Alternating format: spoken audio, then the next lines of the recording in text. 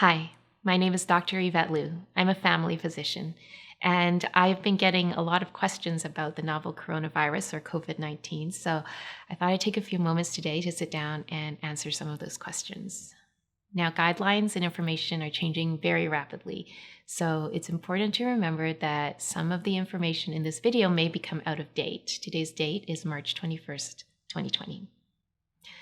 The first question that a lot of people have is, do I have COVID-19 and how do I know whether or not I have the novel coronavirus or COVID-19? The three most common symptoms of the coronavirus are fever, shortness of breath, and cough. Now, there are other symptoms that you can get, like a runny nose, sore throat, muscle aches and pains or myalgias, feeling tired or run down, and even diarrhea. But the most common symptoms are fever, shortness of breath, and cough. What we're asking people to do is to isolate themselves if they have any of these flu-like symptoms. And you need to isolate yourself for 10 to 14 days. And the reason why we need you to do that is because then we will help prevent the transmission and spread of the novel coronavirus. Now, there's some question about whether or not there is spread of the coronavirus before you have symptoms. Now, we don't think that asymptomatic spread is a major factor in the spread of the disease. But just in case it is, it's important to practice social distancing, which means staying away from other people, staying at least 2 arms lengths or 2 meters away from other people. And this will help to prevent the spread of coronavirus in mild cases or even asymptomatic cases, if that's an important factor in transmission, which we don't quite know yet, but it's still important to think about that now and to prevent against it. Do I need to get tested for coronavirus? A lot of people have anxiety about getting tested or not getting tested for the coronavirus. In some jurisdictions, testing is restricted or just not available, and people are worried about whether or not they can get a test if they do have symptoms. Now, where I live, people with mild to moderate symptoms generally do not get tested for coronavirus because we don't have enough resources to test everyone. But don't worry about that. What you need to do is, if you do have these symptoms of the coronavirus, like respiratory symptoms, just self-isolate yourself because there's no known effective treatment for coronavirus. The treatment is supportive care and just treating yourself by resting, eating healthy foods, and letting your body take care of the virus. So testing doesn't change management. And I think that's really important for people to remember, because whether or not you get a test, it won't change how you get better from the virus. Now, obviously, if you have severe symptoms, severe shortness of breath, difficulty breathing, and then you should seek medical help and call your doctor or present to the nearest emergency if you're in distress. Another question that people have is about flattening the curve. What is this curve? What does flattening the curve mean? So the curve is a graph of the number of cases of coronavirus. And right now we are working to flatten the curve. So if we can slow the transmission of coronavirus, then we won't have all the cases of coronavirus appearing at our hospitals at the same time. If we can slow the transmission, then it spreads out the cases of coronavirus. So then you don't get that peak of all these cases coming into the hospital and all these people requiring care all at the same time. When you flatten the curve, you spread out those cases over a longer period of time. When cases all come into the hospital at the same time, then it stresses the resources. There may not be enough hospital beds, enough ICU doctors or ICU beds, or enough ventilators. When the cases are spread out over a longer period, then we can ensure that everyone who needs care has access to care.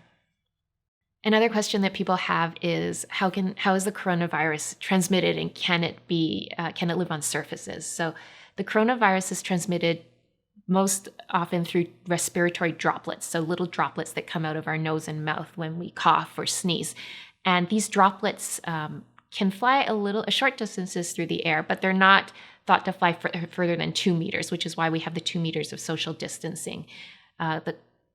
These droplets can come out of your nose and mouth, and they can land on different surfaces, or people can cough into their their hands and then touch things, which is why we ask people to cough into their elbow instead of into their hands, or cough into a tissue and then throw the tissue away. So when the coronavirus lands on surfaces, some lab studies have been done, and it does show that coronavirus can live on surfaces for extended periods of time, like more than 2 or 3 days.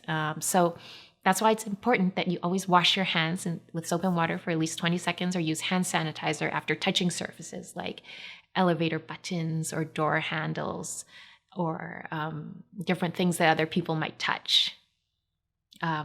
With regard to airborne transmission, there's some question about whether or not it can be airborne. In the lab, they tried to aerosolize it and push it into air, and it did hang around in the air for a long period of time, but most people think that those lab conditions are not reproducible in real life. So you don't need to worry about the virus flying through the air and going to different rooms, or going out your window and going going out someone's window and going into a different apartment building's window. The coronavirus droplets are thought to be heavy and not to go further than 2 meters, as I said before. Can I get reinfected with the coronavirus? So we don't know a lot about the novel coronavirus, but we do know that humans do become infected with other coronaviruses that generally cause mild cold symptoms. And we do develop some immunity to those, but it's not long-lasting immunity. So we don't know yet. That's the answer. We don't know if you can get reinfected with the novel coronavirus. Hopefully, we will develop some immunity. Is there going to be a vaccine to the coronavirus, and how long will it take? Most likely, the vaccine for the coronavirus will take 12 to 18 months. The reason for this is because it's very challenging to develop vaccines. It's a multi-part process, which involves looking at the virus and trying to figure out which part of the virus would be best to develop antibodies to, and then testing those antibodies to see if they actually are formed by our bodies and see if they're effective against the virus. And then we have to make sure that the vaccine is safe. So normally a virus would go through a very, very extensive process with like animal trials and then multiple stages of human trials. Now, in this case, because it's such an urgent matter, the vaccine development seems to have jumped directly to human trials. And you may have seen in the news that in Washington state, a vaccine trial has already begun. So hopefully this will accelerate the development of the vaccine, but there's also other steps even after we've found an effective vaccine, which includes the ramp up of the development. So it will take a while before a commercial vaccine is available. Is it safe to take ibuprofen if I develop COVID-19 or the coronavirus infection? Right now, we don't have enough evidence to say that it's unsafe to take ibuprofen. There are some jurisdictions that are recommending to avoid ibuprofen because of the hypothesis that it might increase the number of receptors that the coronavirus sticks to in different parts of the body. Now, we don't know if increasing the number of receptors actually has any effect on coronavirus infection, and we don't actually have enough evidence to say that it's unsafe. So most places are not recommending to avoid ibuprofen. However, having said that, the reason why someone might take ibuprofen during a coronavirus infection would be because of fever or muscle aches and pains. And we do have an alternative to ibuprofen, which is acetaminophen, or often known as Tylenol. Now, generally for fever, muscle aches, and pains, I actually do recommend acetaminophen over ibuprofen because it has fewer side effects and it's very effective. So I would say that if you have a choice, you might as well take acetaminophen over ibuprofen, as right now we don't know whether or not ibuprofen is safe. However, we don't have any good evidence that ibuprofen is unsafe right now. Are there any treatments for coronavirus? You may have heard in the news that there are different companies developing treatments, like, for example, the Fujifilm company, which I find very interesting because it's Fujifilm, but they are doing testing and trials of a coronavirus drug that may be effective. There's some HIV medications that have been used in some jurisdictions as treatment against coronavirus. And just in the last week, there's been some talk about whether or not hydroxychloroquine and chloroquine, which are generally drugs used for malaria and for autoimmune conditions like lupus and rheumatoid arthritis, there's some question as to whether or not these might also be effective for coronavirus. I also saw some information about whether or not that drug used with azithromycin, which is an antibiotic, might be effective for coronavirus. Now, don't all go out and buy these drugs, because these drugs are very important for people who have chronic illness and autoimmune illness and for the prevention of malaria. And we don't have any evidence yet that these drugs are actually effective. We don't have any good evidence that these drugs are effective. The studies that have been done so far are small and have not yet been replicated. So these drugs should only be used in the context of a clinical trial. Hopefully, though, we will soon have more information, and these studies and the early information is very promising. How long is the novel coronavirus going to last? How long are we going to have to live with these social distancing measures and all these closed restaurants, closed beaches and parks, closed libraries? And when will life go back to normal? So we don't know how long these measures are going to last.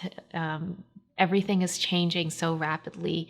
Generally, what I do is I look at the experience that other countries have. So China, South Korea, Singapore, Hong Kong, these are all places that are ahead of us in their management, ahead of us in North America in their management of the coronavirus. So looking at them gives us some idea of when life will get back to normal. Right now, I think that in China, in some cities, they are starting to reopen up businesses and stuff like that, and their lives are starting to go back to normal, but they are monitoring very carefully to see if opening up businesses again and opening up social contact again is going to increase the number of cases. And if the number of cases does increase, then they may have to shut it back down and increase social distancing once again. So I believe the same thing will probably happen here. We'll just have to monitor and see how the number of cases goes up and down.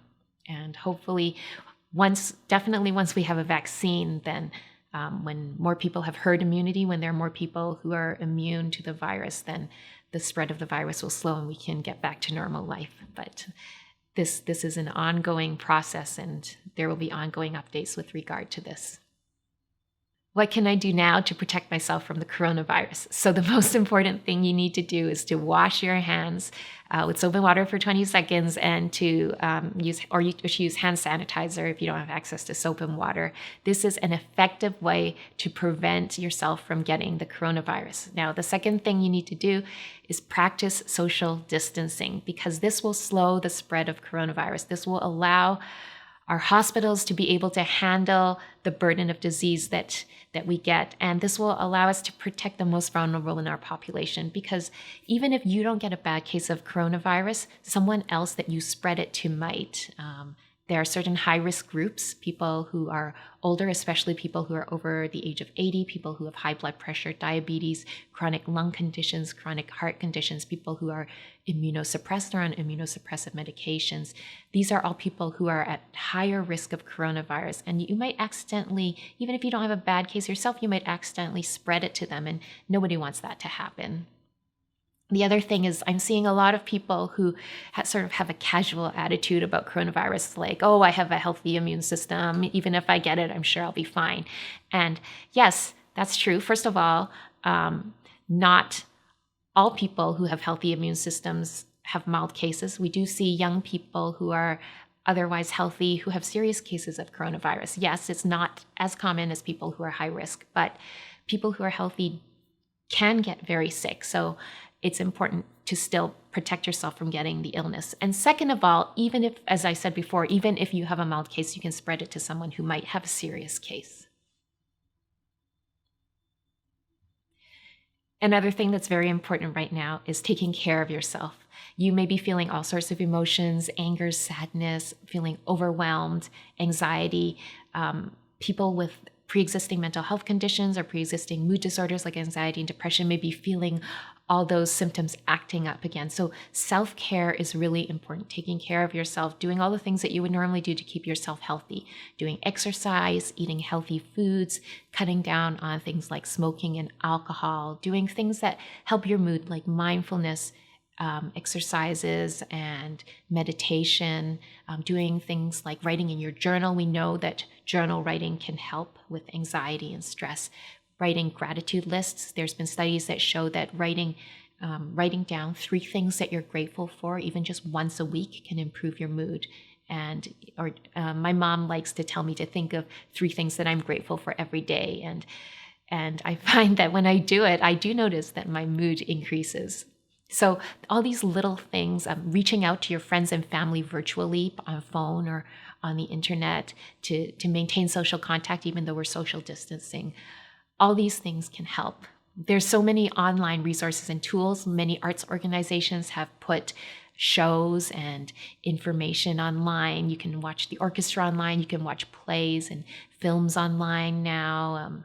There's tons of things on Netflix. You can take courses online. There's lots of apps to help with mental health. I really like one called Mind Shift. That one's free, and you can download that on the App Store. It's produced by Anxiety BC. So there's lots of resources for you out there, and I really want everyone to remember to take care of themselves during this time. I want to thank everyone for taking the time to watch this video and for getting educated around the novel coronavirus. It's a tough time for us all, and I want to remind everyone again to take care of themselves and just take this day by day. We'll get through this together. And remember to wash your hands.